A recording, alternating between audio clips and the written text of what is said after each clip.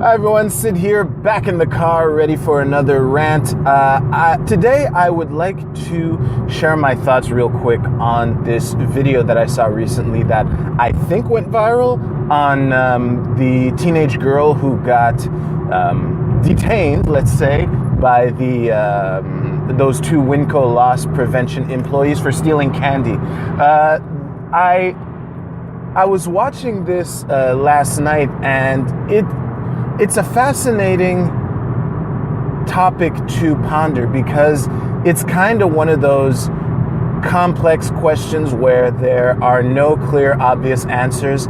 There are a couple things that I found laughable in this video that I will point out. So, just to be clear, I did not really look into the what actually happened besides what was said about it on YouTube and watching the video itself.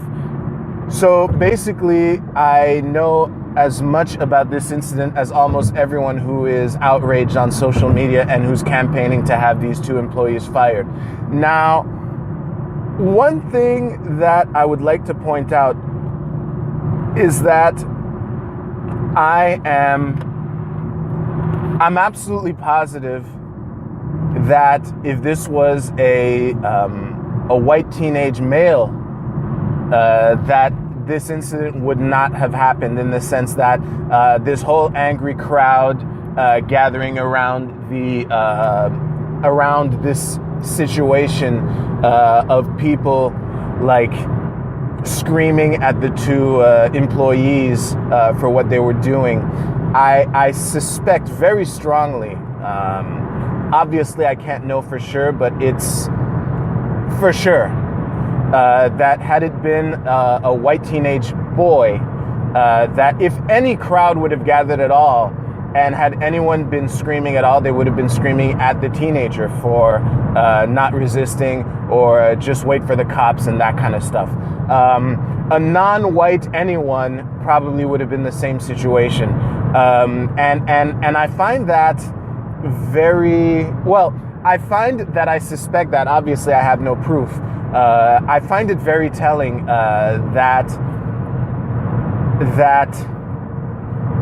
we live in a world where this assumption can be made, and I'm sure that a bunch of people watching this were nodding yes when I went into how this wouldn't have happened this way had it been a white teenage boy, and that, you know, the white knight reflex is sexist, and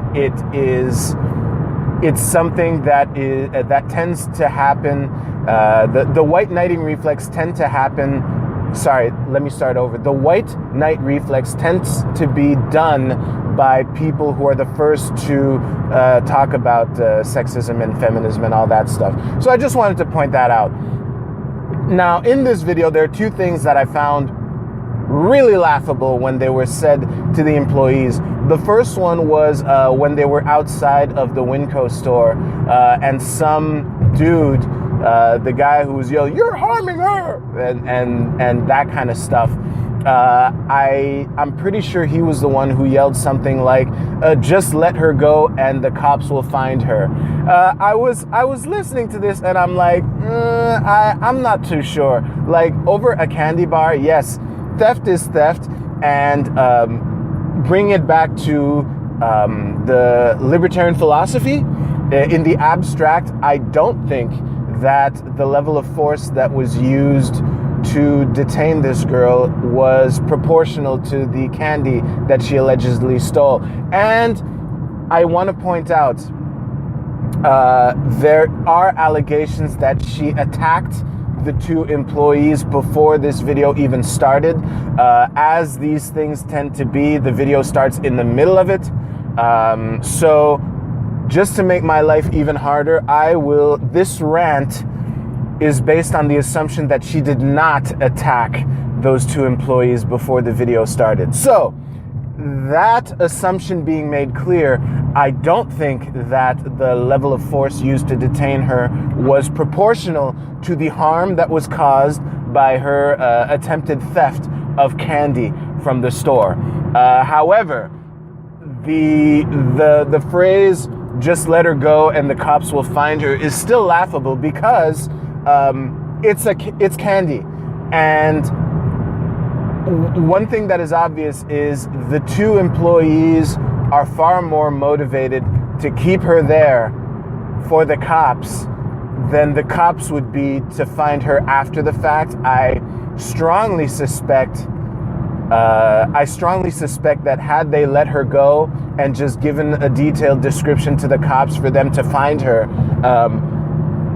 that in effect, the police would have just helped WinCo file their insurance claim.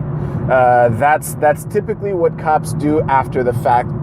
That's typically what cops do when they show up after the fact. They basically they facilitate your insurance claim so that your insurance company can perform restitution. Yeah. The other thing that I found extremely laughable was when they were inside the store and the woman who claimed to be a lawyer, she said something akin to the fact that cops lose their jobs over this. That was so precious and adorable. Hey, Evening Sid cutting in here real quick. I just wanted to point out that the point that Morning Sid is about to make, I was curious enough throughout the day to actually look into it a little bit, and I decided to go with two really famous videos that went viral on cops losing their shit, basically. And I just wanted to point out that the police officer who drugged that girl out of her chair and threw her across the room in the high school, he was fired.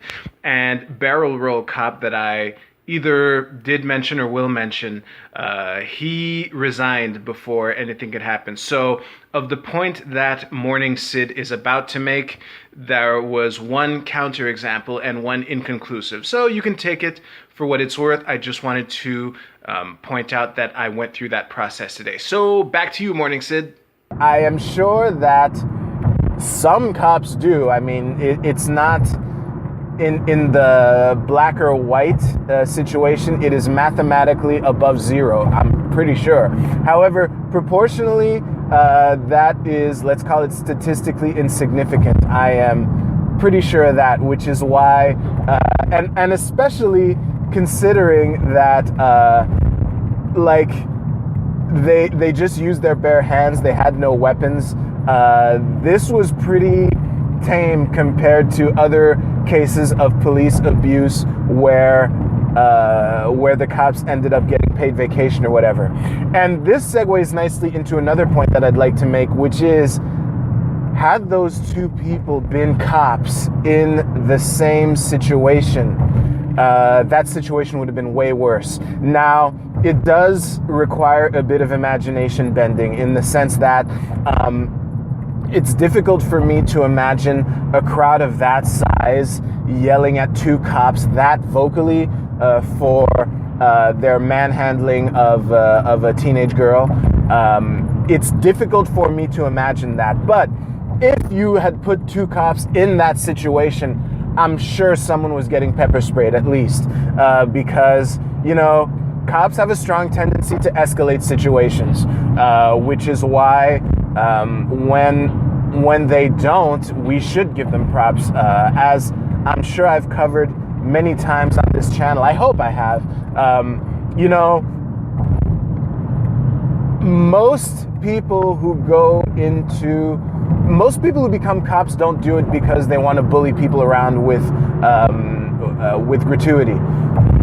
I'm sure that most people who become cops do not do so with the intention of writing a bunch of traffic tickets. That the majority of cops do so because they want to catch rapists and thieves and murderers and that kind of stuff. You know, the PR spin that most of us get with regards to police, the peacekeeping side, and not the law enforcement side. However, the fact that the cops in general get their money from taxpayers and are unionized on top of it makes it that much easier to protect the cops who do just want to flex their muscles and bully people around. So Yeah, all that to say is I'm sure that had you put two cops in a similar situation, that someone was getting pepper sprayed, at least, for sure. I'm reminded of Barrel Roll Cop, who pulled a gun on a bunch of teenagers. As I covered in that video, I can understand how scary that situation is, just as it must have been scary for those two WinCo employees to be surrounded by a bunch of people shouting at them.